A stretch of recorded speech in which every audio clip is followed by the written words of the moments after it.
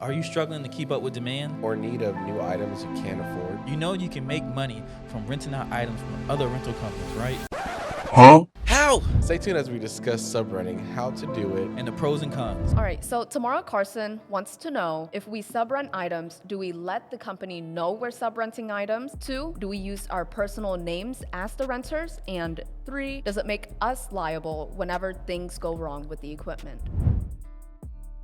Subrenting is when you rent an item from another company in order to rent for your client. An example of subrenting would be when, we'll say you run out of tables, we'll say 6 foot, so you go to your local buddy competitor and you rent some 6 foot to rent to your client that already had a contract for those 6 foots. One of the easiest ways to get other companies to allow you to subrent is to tell the company that you want to subrent. And then once you tell them, you want to have some type of agreement set up so they can understand where the item's going to go, and also to be able to clear everything up. Because you don't want to go out and subrent from somebody and don't tell them, and then something bad happens, and then you got to tell them, hey, I don't actually have the items, or whatever happens. Because then you void the contract, and that can open you up to a whole amount of other things that possibly can go wrong. So generally you've already talked to the other business that you're subrenting this item. So paperwork is super easy. It's generally a contract between both of y'all agreeing that you're subrenting this item to your client. So if something was to go wrong, you want to make sure that on your contract that you have your company listed on there. If your company is you, then you would have worked the deal out and maybe it comes underneath you, but you want to make sure that you actually work with them. But the person who's responsible, you got basically 3 levels. You have the client, you have you, and then you have the subleaser and everything like that. So you will be liable to the subleaser if stuff doesn't get returned, but the client will be liable to you to pay you to make sure you can pay the subleaser. So you want to make sure you have kind of all this worked out as well. So you should already have this in your contract with the client so they understand that. So if something breaks or something like that you have something covered for them. But generally what will happen if you have a subleaser, they will have it where you don't have to pay either a damage waiver, and you would pass that on to the client, and then you use that to cover any costs. And hopefully your items are cheaper than what you're subleasing them for, so you can make some money, you have some room in case something was to happen.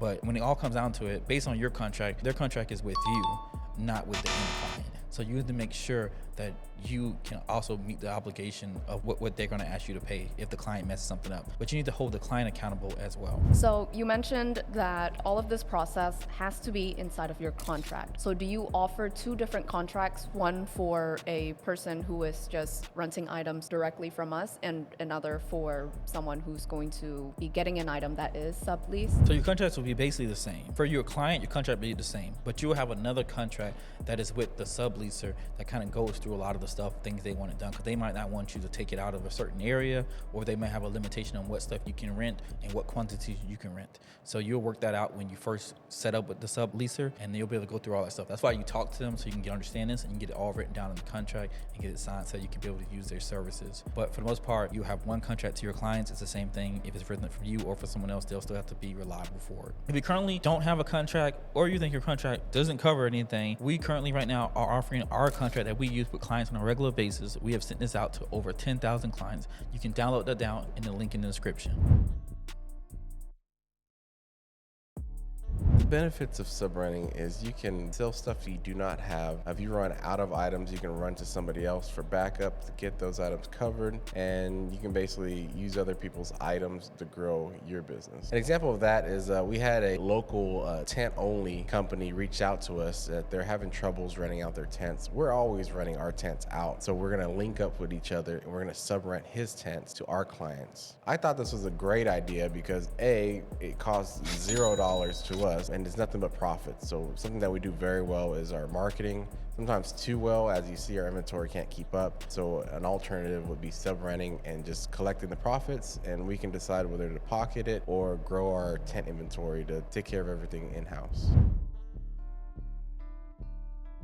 One of the biggest cons for subleasing, I believe, is the cost. It's just that generally if you had the items, you wouldn't have to pay this cost over and over. So you're spending money on acquiring the rentals for the specific order, but you're not actually building your inventory up, because you have 2 sides of the business. You have your cash flow that you make on the items, and then you have the actual equity you have in each of the assets that you have to be able to build up. So you want to be building both of these up at the same time, and you can't really do that when you're actually subleasing for someone. It's like owning the house. If you were doing rental arbitrage, which this is basically rental arbitrage. If you owned the house and you made it, you will get the equity involved with it. If you don't own the house, you just get just the cash flow. So another one, you have an asset that you actually can sell later on. And right now, if you just subleasing, you won't be able to do that. So that's why we recommend that you take the subleasing that you're going to do and eventually turn those into purchases if it makes sense for you. All the information discussed in this podcast today is actually on our ultimate checklist. So this is a rental guide made by us, the Rental Boys, showing you how you could start your business and how you could grow and profit. And the best of all, it's completely free. Download below.